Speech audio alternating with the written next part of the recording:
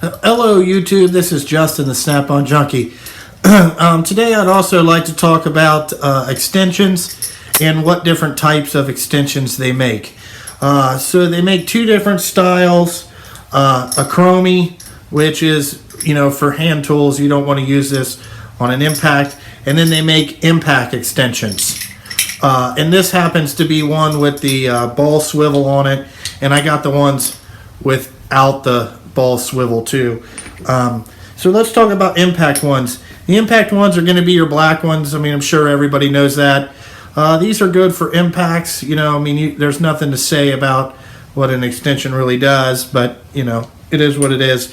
And they also make these ones that are really cool that have the swivel already on them. So I guess it would be kind of like a wobble, impact extension, if you will.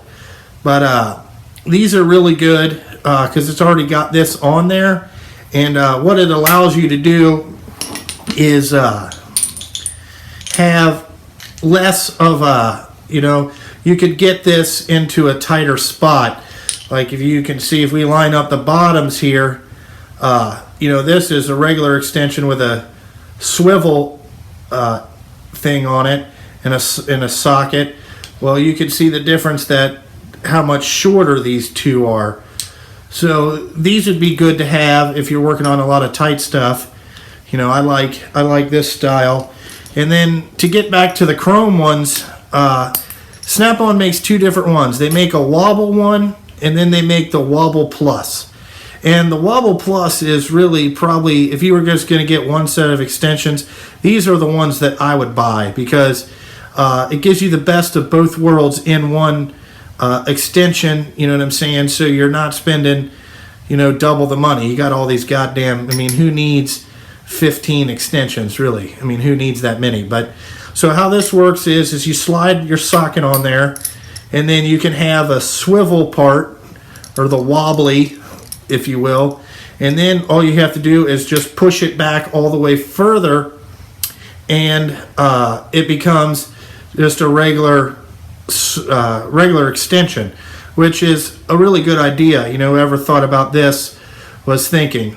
Now, there is another negative to this style is that when you push this back, what it does is it moves the extension down in the socket, so you'd have maybe less depth, if you had a longer bolt, but most bolts are flat on the front, so I don't think that'd matter. It'd matter more if you were trying to go over a stud and you were close on the wobble, and then when you pushed it all the way in, it might not engage your fastener all the way. But that's just one of the negatives to those. And then on the swivel extensions, or the swivel ball things that you can get, I don't recommend getting the one with the where the pin detent you have to push down. You just want to get the regular ball type or whatever, because if you don't get this pin detent, you got to push it down and it locks it on there.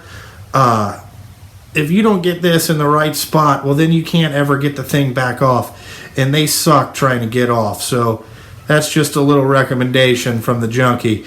Pay attention to your part numbers so you don't make the mistake that I did of buying this one, because I had a guy that was helping me and he didn't line the ball up. He just shoved it on there, and it took me probably a good 40 minutes to get it off there without destroying the socket or destroying the swivel. So pay attention to that. But that's just a different type of extensions, you know what I'm saying, and how to try to save you guys some money when you're out there buying this stuff. Just remember, when you get the chrome ones, get the wobble pluses. And I think that they make chrome ones and locking head ones. Those are pretty nice too. I don't have any. I just don't think that you need to lock them on there, but we'll see. I'm sure that somebody will prove me wrong. So, alrighty. Well, thank you for today, guys.